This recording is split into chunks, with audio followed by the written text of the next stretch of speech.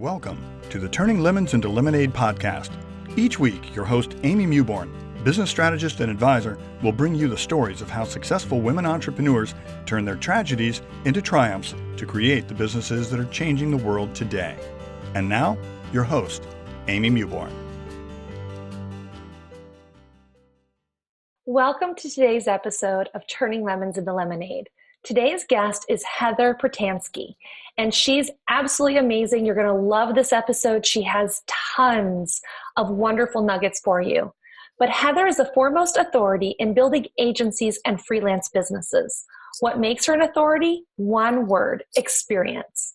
Heather has worked as a chief marketing officer for a multinational clothing brand, as an award-winning leader for Canada's largest digital marketing agency, and has built and sold agencies in the 8-figure range. Heather now works with agency owners and freelancers who want to scale faster. So join us as we have Heather on today's episode. Welcome, Heather. I'm so glad to have you here. I know you through Todd Herman and Base Camp and Certified Partners. And I would love it if you would tell our audience how you got started in your business. Sure.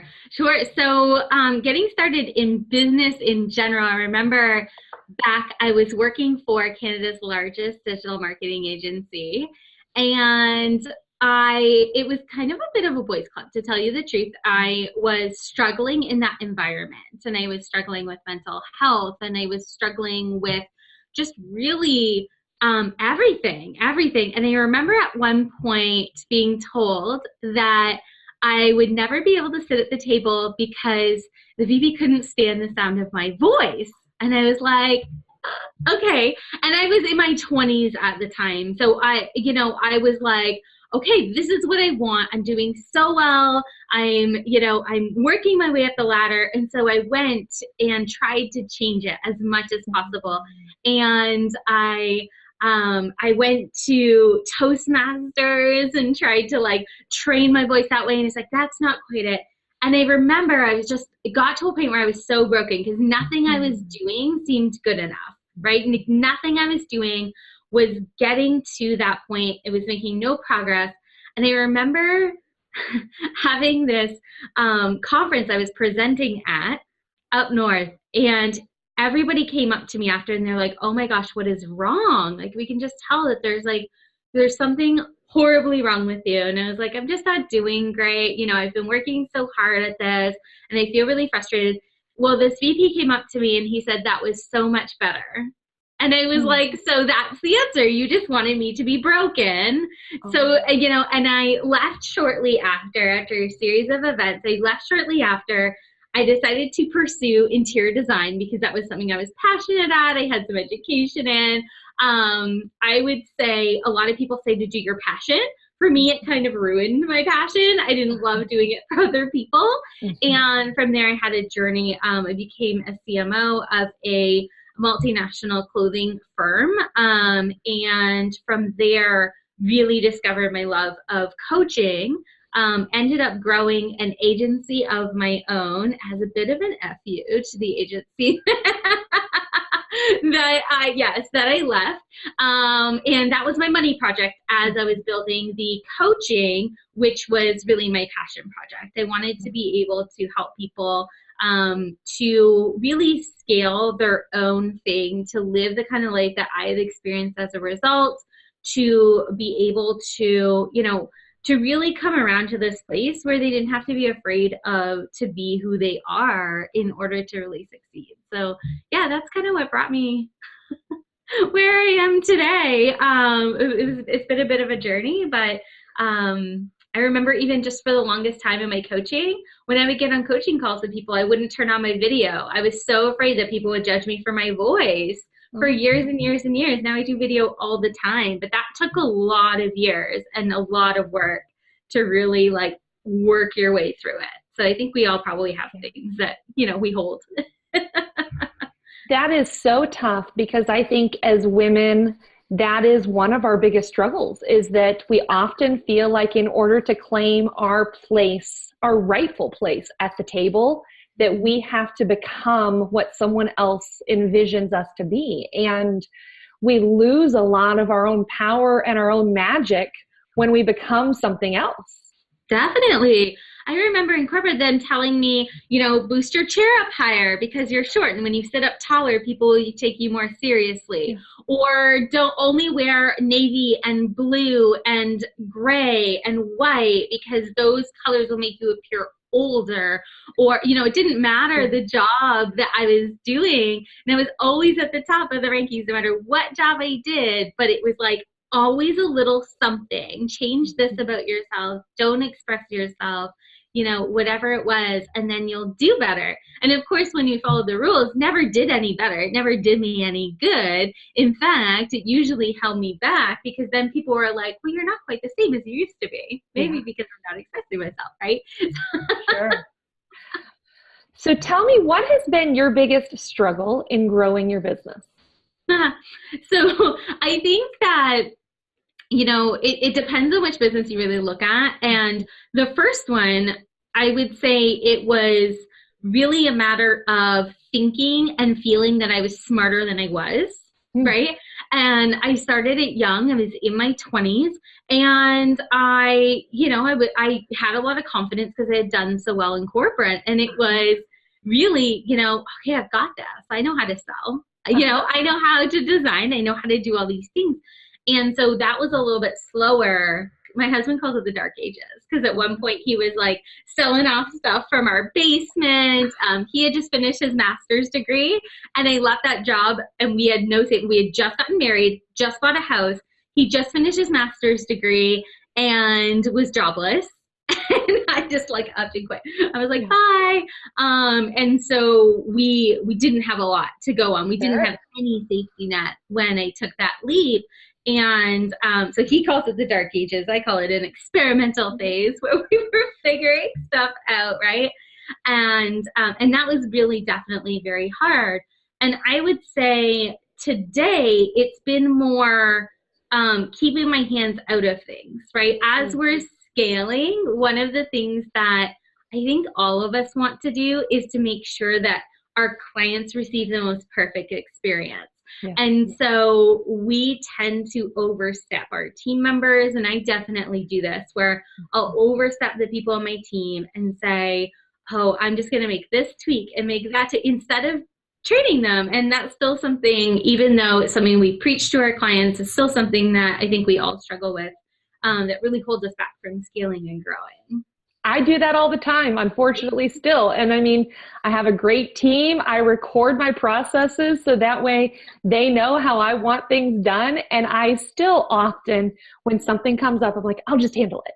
And it's just, that's such a bad habit. It's awful. And it keeps us from doing the things that are really in our zone of genius, but it also is very detrimental to the team because the team feels disrespected. Yes. Yeah. I actually came across a rule. I think I heard this through Talking More. It was somebody. I don't remember exactly who I can credit this to. But essentially I went through a phase where, and this helps a lot, I had my iPad Pro, which comes with the little Apple Pen. Well, I think I bought the Apple Pencil. Yeah. And if I could not speak it or draw it, it didn't get done by me. And so if I had to type or if I had to get online to some program or whatever it was, if it couldn't be done through my iPad, which I can't type on my iPad, it's a disaster, right? Without a keyboard, I'm just like, right? Just horrible at it. Then it wasn't done by me. And that really was powerful. It really helped a lot in building some of those systems to really make sure that other people were doing things. Even in my business, I don't even write my own emails, right? I do a voice note. I said, this is what I want it to be like. And then my husband takes it. He does our operations and he crafts the email and he makes it sound like me. And it's great because he knows me. So he knows what I sound like, right? Yeah, that's amazing. I wish that my husband could do those things, but normally I'm the one doing them for him. Yeah, he's really good at the operational stuff. Yeah. That was actually when he came home to work with me back in June. That was a big thing for us, just trying to figure out what are his strengths, what are my strengths. I was like, you're going to do sales for me because I'm at a point where I just didn't have a lot of time for sales appointments left. Sure. And I needed somebody. And that wasn't really his strength. His strength, though, were all of the things that are not my strengths, the consistency, the discipline, whereas I'm like strategic and like, I just want to run with things, right? He's a little bit better at looking back and having that discipline. And when I offloaded those tasks onto him, it was just amazing how everything clicked between our own clarity of roles inside of the team. Instead of trying to pigeonhole him into a need of the business, we just sort of shifted the entire business around to really fit each other's strengths, and it worked out pretty well. Have you guys ever taken Colby indexes? We have, yeah. We actually, for this exercise, we took the Clifton Strengths Finder, okay, and kind of looked at our top 5, and mine were, strategic, competitive, analytical, achiever, and futuristic, right? And his were more analytical, relator, relationships, discipline, context, consistency. And it was funny because all his top were kind of my bottom, and my bottom were all his top, and it worked out well. But yeah, when we take in the Colby, I'm like in 10 quick start, like ridiculous. Yeah. And I'm a really, really, really long read. I want to know all the facts. I want to get all the figures. I want everything in a line before I can make a decision. Yes, that is him. That's him. I call him a collector of information, and I'm a shotgun, right? So as long as I can see my future self just benefiting from something, I'm like, okay, good, done, decision made. And he's like, wait, I need to know every detail and every scenario. And I'm just like, just make a decision, right? That's me too. I get it. I totally get it. And my husband is the total quick start. And he's always like, why can't we just make a decision and go on? So yeah. I get it. It's really helpful to know that, though, because we train a lot in sales in what we do when we work with our clients. And we train that a lot, just understanding how you behave in a buying decision versus how the people you're in front of. And it can be really powerful if you can listen for the words that identify who that person is in front of you. So we have kind of 4 keys. I call you and my husband a collector, and me and your husband a shotgun, but there are also pathfinders that need to see step 1, 2, 3, 4, 5, and then they're good to go, right? They don't need to work through the scenarios. They just need to know that the steps are there. And then we've got builders who also want to see that it's worked for other people before they can really see it working for them. And so a lot of people are challenged when selling to builders or collectors because they feel like, why doesn't this person see the value in what I do? Yeah. Right? And then they get frustrated and they don't deal with those objections. They don't give the information necessary. They get a little bit impatient and they end up losing out on the sales opportunity because the person in front of them just didn't get all the information they need in order to make a decision. So it's really interesting because we're all hardwired from birth on the way we make decisions, and it never changes. So we can get through our process faster, right? But we can't actually change the way that our brain is hardwired. So even if I wanted to become a collector, I couldn't. So you said something when we first opened about going into interior design and your passion, something that you were tremendously passionate about, making it a business, and then all of a sudden you didn't love it anymore. Tell us a little about that, because I think that's a challenge for women, is that we've all been told, go follow your passion and build a business around it. I did that when I launched my fitness studios. And eventually I didn't want to go into the studios because my passion had become this huge amount of pressure. Yeah. Oh my God. We moved into this house in May and I just started painting a few doors. Like that's all I've done since we've moved in, other than unpack some stuff. I have grand visions for all these spaces, but I'm so burned out. And this was many years ago that I had this business, so burned out from that, and I think it really came down to a few things. Number one is that whenever you're in a creative space, we feel like we want to be able to express ourselves creatively the way that we want to express ourselves creatively. And then clients come in and they say, well, I really need to keep these, orange paisley curtains because they were my mom's. Or I actually had one client, no word to lie. She ordered a $30,000 custom rug. It came, she had it for a week. Her cats peed on it.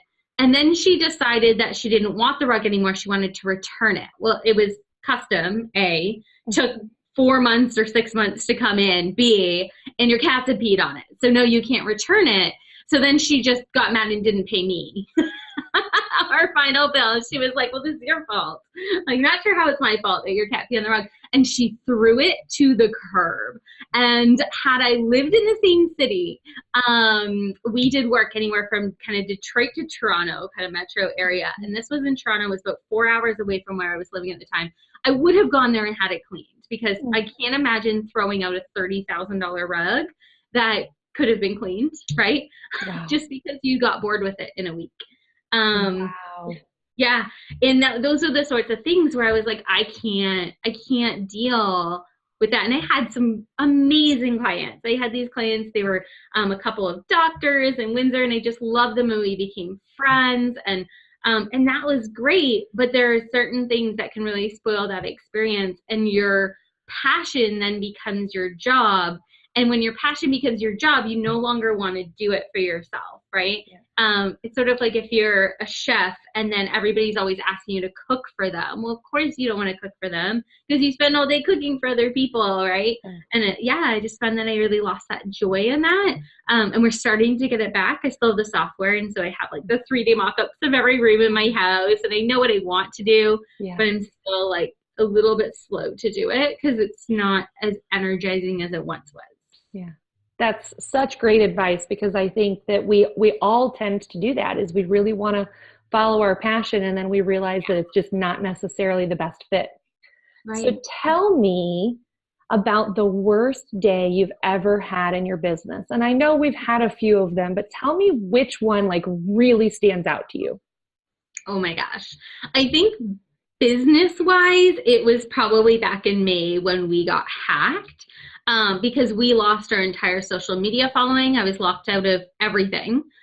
We lost our entire email list. And everyone says social media can be taken away from you. So you're prepared for that, right? Yeah. They say, so create an email list because that is yours. Yeah. Well, guess what? If somebody hacks it and it's gone from the system and they say, oh, you can't get it back, you're totally screwed. No one had ever taught me, you can upload the CSV to back it up or anything like that. We assume that their servers are backing it up, but this hacker in particular corrupted everything. And we lost our Facebook ad account, all the custom audiences. We lost our ability to advertise on that business manager. They completely shut it down because it was spammy ads that went against their policy. Get it, but it was also in like some sort of, Chinese or something like that I don't speak, which Facebook just doesn't care, right? Like they're like, and our social media following that we had built up for 3 years. And so that was really tough. I think that was probably the toughest business-wise to recover from. We did also have a case a few years ago when my husband and my dog were attacked on their nightly walk. And this was when I was sort of like starting up in the coaching industry, and I didn't have a lot of the systems in place that I do today. And all I could do, because I had to take care of them, was service my current clients. So we weren't growing, and I was just holding my breath every day, like, please don't leave, please don't leave, please don't leave. Because if they had left, I don't know how we would have financially kind of survived that, because that was before we had sold the agency. It was, we really, we had, our cash flow was very up and down, and we were in the growth phase where we were pumping everything back into the business. And that was tough as well. But I think probably the hack was tougher to recover from business wise. Yeah.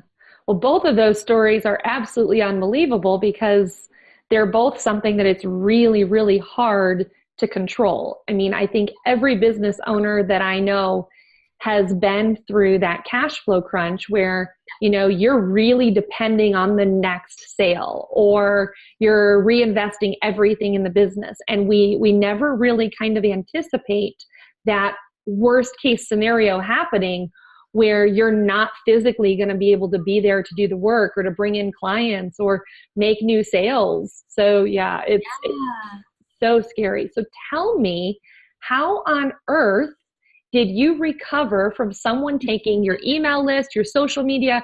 how is it that you have managed to keep everything going? Yeah. So this was only a few months ago. I mean, we're it was about 5 months ago, 6 months ago from when we're recording this. And we haven't recovered our list size or anything like that. I mean, I have I don't know, a couple hundred people on my list, maybe. And we had 73,000 when we lost it. So, so we don't recover from that. But what we were able to do is, we were really able to take a step back and say, you know what? A lot of the people who were on the list knew me as somebody who had got an agency. And so, or because we had done Facebook ads, we did websites, we did all these things through the agency, they were kind of looking for more of the done for you versus the coaching. We were able to really hone in on the messaging and get super clear as we were rebuilding. We're still to this day because we lost, the website got hacked, literally everything got hacked. We were able to recover an older version of the website, so that was okay. Not great. I still have to go do the copy. We're working on it. Mm-hmm.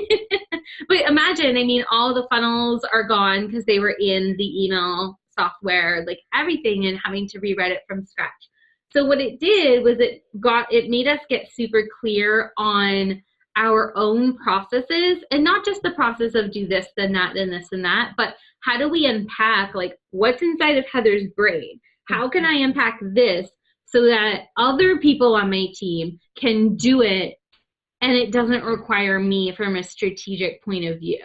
How can I build models to try to take what's in my brain and model that so that somebody else on my team can go through it? And so that made everything possible to kind of recover those things quickly. We never recovered the assets, but I think the other piece is that we were really lucky that I come from a background of sales and that we teach sales inside of our coaching so feverishly to our clients, because I know at any given day that a funnel can just stop working. And it might have worked for 3 years, but even right now, Facebook is shutting down ad accounts left, right, and center. So if you've been reliant on Facebook ads and you don't know how to go out and get those sales before marketing, I always say marketing's the amplification tool. It's only going to amplify what's there, but it's also going to amplify everything that's bad, right? So I love that. Yeah. And so we were able to kind of rely on our sales skills and step back on that and go back to who do we know? And we just started calling upon people that we knew to say, hey, this happened. Our marketing is down. We still want to make sure that we can grow. We certainly took an income hit, and it was horrible timing because my husband had just quit his job and we just bought a big fancy house. So no pressure. Yeah, no pressure. We just have to now pay for the house and replace his salary. And luckily we had savings and, and things like that from previous sale of a business. So it wasn't a huge deal that way, but I think it would have been had it been somebody else's business, because the cash flow dropped by about 80% once the client, because we only had a 90-day program at the time. So it forced us to create a 12-month program, which we had before. We had one going in beta that was due to be done in about 3 months. So we launched, instead of waiting for the beta to be done, we launched a little bit sooner, got our 12-month going, and really focused in and honed in on that selling component to say, hey, you know what, how can we get these 90-day sales kind of kick in so we get them consistent? So that we can work on building up this 12-month thing, create the content for it. Yeah, it was crazy. It was really crazy. So tell me, knowing now what you've been through, how would you advise a business owner to make sure that didn't happen to them, or if it did, that they could recover? Yeah, I'm not sure that you can even fully protect yourself, against it happening, period. I've run into, since it happened, a bunch of other people. One gal that I ran into, she lost her entire Instagram following, which was hundreds of thousands of people. She was one of those people that would get paid to sponsor posts. And of course, that was a good deal of your income.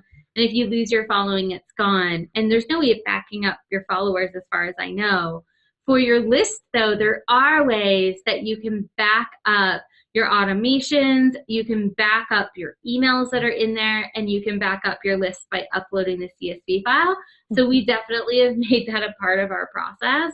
Yeah. But I think really for us, it came down to learn how to sell and learn how to sell organically, where you do not have to rely on posting on social media. You don't have to rely on anything or anyone but yourself to go out there and hustle. Because if you can't make sales yourself, right, like just everything is at risk. So I would say that that's probably just number one, because we never know what's going to happen with technology. And it's a really scary thing. And you never know what's going to happen with you either. So also teach your team how to sell. Make sure you're not the only person who's there that can pick up the phone and call somebody, or reach out to somebody on LinkedIn and be like, hey, saw that you do this. We'd love to help, and invite them into a conversation. That's amazing. And you just, I think, described every business owner's biggest fear. You know, that one day the business that they've spent years and years and years building would just disappear. And, you know, to literally pick yourself up and dust yourself off and be like, okay, we've got to go make revenue. So as much as I would love to hide under the covers and cry for days, which would be me. Yeah, you still do that. You still do that. You just do it on a weekend and then pick your ass back up on a Monday. Yeah. I love it. So tell me, what is the secret sauce that you bring to your clients? What do you do differently than anyone else? Yeah, I think, you know, when I came into the coaching industry, we took a lot of courses, and we just saw that so many people were coaching, they were taking courses, they were doing all these things, and they weren't getting the results. And there was about a 90% fail rate on things. And it was, I think it's because everyone was teaching a strategy. And so what we've turned around and we've done differently is that we don't teach strategy, we teach skill, and we teach execution. And so the skill set that we help our business owners build mean that they can execute any strategy that comes their way, versus trying to slingshot these strategies and hoping that something sticks, right? Like the old spaghetti against the wall, seeing what sticks. It doesn't work. And it does, I mean, it works for a good 5% maybe of people who do it because they had the right skill set, but we really focus on that. We also like to focus on, you know, not the shiny stuff. Like we focus on how do you unpack your brain? That's hard work to try to figure out what are the things that I do in an instant. We were working on a project on Friday and my husband looked at me and he's like, that just amazes me how you were able to do that in like 5 minutes. Cause I'm just like, do, right? Executed, done. And he's like, what was that? You are an alien, right?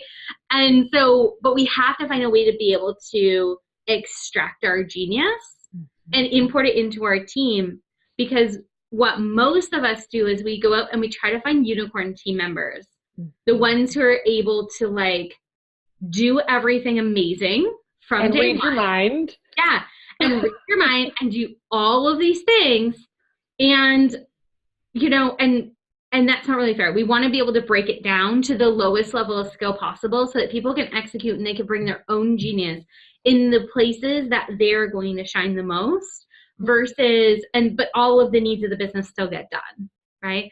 And so we're really good at helping people really boil that down so that they can then go out and find the marketing that works best for them. And we help them really refine that messaging because we're so good at simplifying it. I think it's the simplification that's really our superpower. How do we simplify everything down so that you can execute, you can grow, you can scale, you can market, and it's all just so clear. And our goal is you can strategize for usually one big day a year and then a half day every quarter or so. So really that's only about 3 days a year of strategizing. Yeah. Whereas most business owners probably spend hours every week strategizing. The rest of the time, execute, execute, execute, build on your skills, and your run rate is just so much faster that way.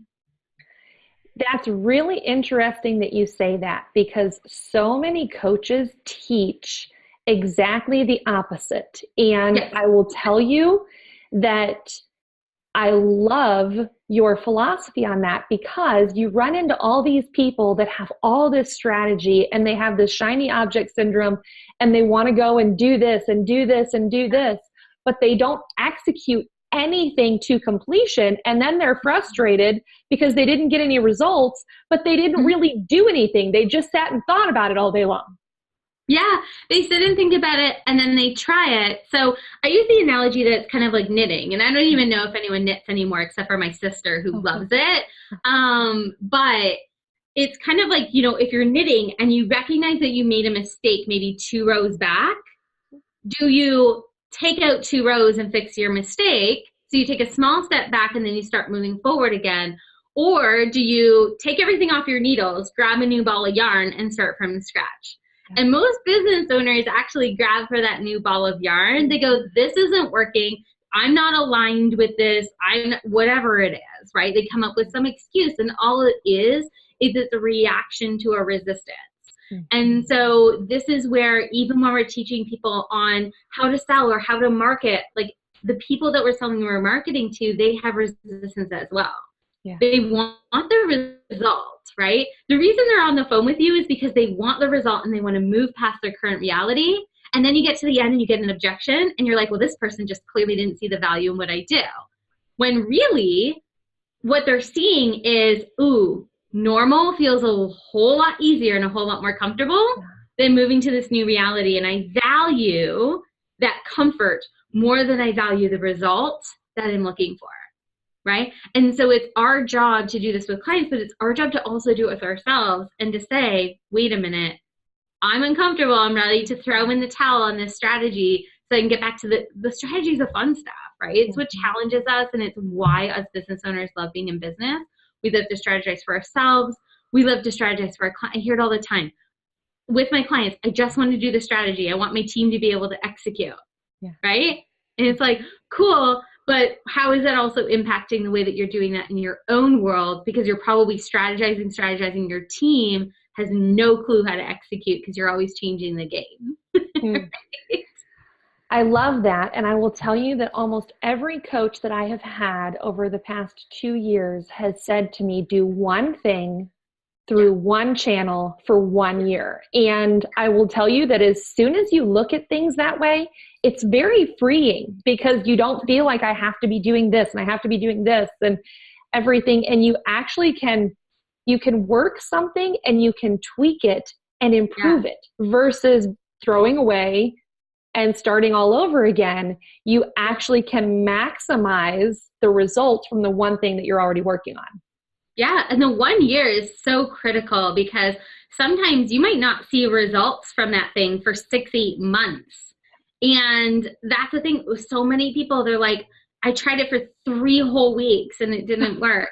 And it's like, cool, try it for 3 years and see if it still doesn't work, because it will, right? If it's worked for somebody else, it'll work for everyone. But if there was one strategy that worked for everybody, right, without some tweaks, if we could just take a strategy from a course or from a book and we could just install it into our business, then we'd all read Richard Branson's How to Be a Billionaire, and we'd live on an island and we'd have a grand, glorious life, right? But it's not that easy. The reason that works for him is because he has a specific skill set, his team has a specific skill set, and we have to be able to build skill sets of our own and to stack those skill sets in a way that stacks the deck in our favor.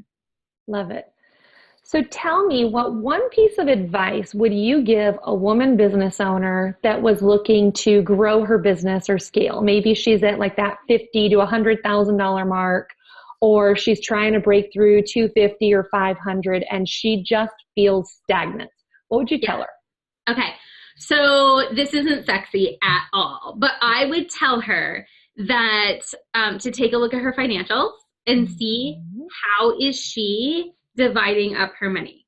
Because chances are when they're in that $50,000 to $100,000 a year zone, they're probably paying off their monthly expenses, their tools, their coaching, whatever that is, and then the rest of it, they're pocketing. And they don't have a set percentage. And so they should be really looking at what is the percentage that I'm going to allocate towards an execution team? What is the percentage that I'm going to allocate towards sales and marketing? And usually those two things make up more than 50% of your revenue, right? And then how much am I going to allocate towards profit, which is probably another 10%, which should stay in your bank account for savings in case the ish hits the fan, because it will, right? Like everything's going to hit the fan at some point, but you need that savings.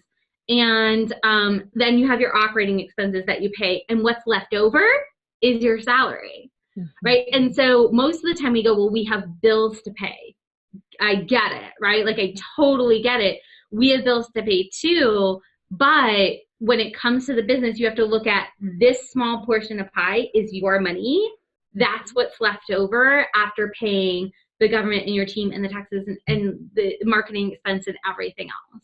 And so the biggest thing that I see is people don't set aside any money for sales and marketing, or it's a very small budget, and they don't set aside any money for implementation team. And when you're a business owner, your job is not to be implementing. Your job is to be creating the processes of your business and to be doing business development. And that's basically it. And that's from day one. That's not someday I hope to get there. That's really from day one. That is such a great piece of advice, because most businesses are operating just like you said. They're paycheck to paycheck, and they're pulling out more than they should be, and they're not reinvesting. And so frequently, if you talk to someone who's a prospect or whatever, you'll ask, well, what is the budget that you have for marketing? And everyone's like, well, I don't know. I don't really have one. Right. I mean, I used to run a marketing agency, so I might be a little bit biased, but yeah, we would get people all the time, and they're like, well, I want to have $100,000 launch. Cool. What's your budget? Well, I have like $500 a month. And it's like, okay, what's your list size? Like 1,000 people. I'm like, all right, that's going to be fun. So expectations, right? I mean, and it's driven by our industry. It's driven by what you see on Facebook, and it's driven by what you see on the internet. Everybody's like, I went from 0 to 100 overnight, and nobody actually went from 0 to 100 overnight. See so many business owners who say, look at my $1 million launch. Well, there was a lot of work that went underneath of that. And we do have clients that go 0 to $1 million in 12 months or 18 months. We've had a bunch of them, but almost all of them have had a very specific skill set to begin with that came out of corporate. And not everybody has that. And so that's okay. We have to play within our own wheelhouses. We have to build up our skills. And building skills take time, right? Like I played baseball when I was little, and it took me forever. I mean, you start with the ball on the tee, right? And you hit the ball off the tee, and then you got some guy lobbing it to you, right? And then all of a sudden they're playing with a faster pitch, and you learn how to hit, but it takes a really long time. It took years and years and years of developing. I think it's just so important to take that step back and to be forgiving with yourself and not to compare yourself to everyone else. Such good advice.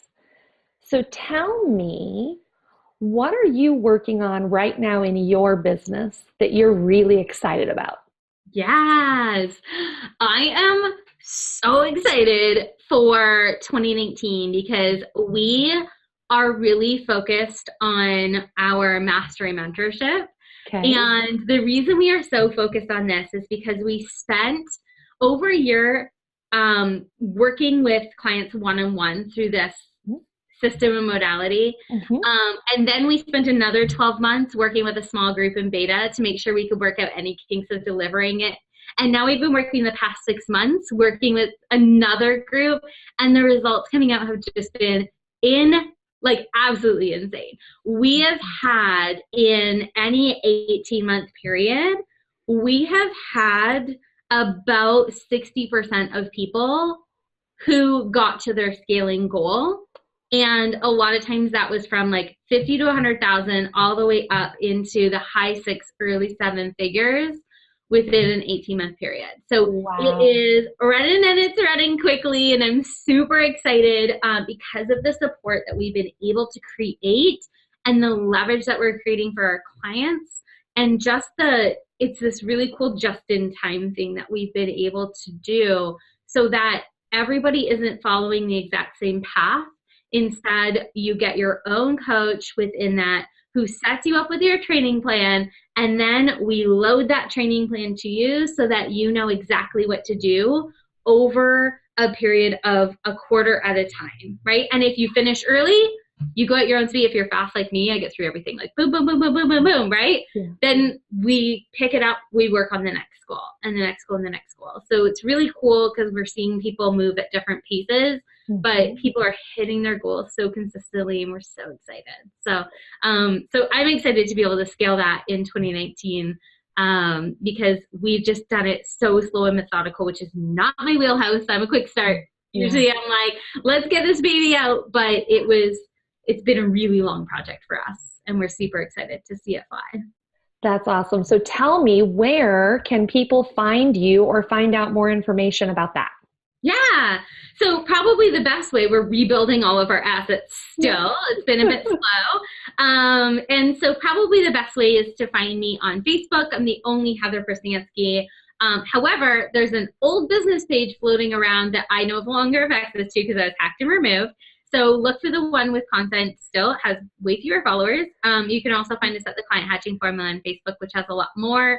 Or just shoot me a message personally. You can find us at heatherprestanski.com. No guarantee that the website's going to be pretty or updated by the time this launches. It might be. We'll see. But that's a great way to reach out as well. Or you can just email me. Perfect. And we'll have heatherprestanski.com. Yeah. We'll have links for all that in the show notes. But I always say I like to have them for those people that are driving or on the treadmill or wherever they may be. So Heather, thank you so much for your time. We so appreciate it. You just bring so much good, positive energy to the business world. And I will tell you that I actually saw as everything was unfolding with your hacking and everything, and you honestly handled it with more grace and dignity than I think most people would ever be able to do. And I appreciate you. Oh, thank you. Thank you so much for having me. It's so fun, and I love getting to hang out with you again. You too. Thanks, dear. All right, bye. Today's free resource is my checklist for my systems for success.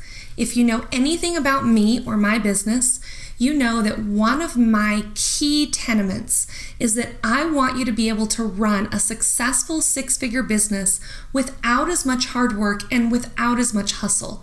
The only way to do that is with great systems and great automation. So if you would like to peel back the curtain and see what I do in my business to run my business so I can travel, I can do conferences, I can speak from the stage, and I can do all the things that I want to do while my business still runs in the background without me, please go to the show notes and you'll get more information right there. Thank you for listening to Turning Lemons into Lemonade, where women go for support and encouragement to hear how other women business owners turn their setbacks into successes to create 6- and 7-figure businesses. We look forward to seeing you next week.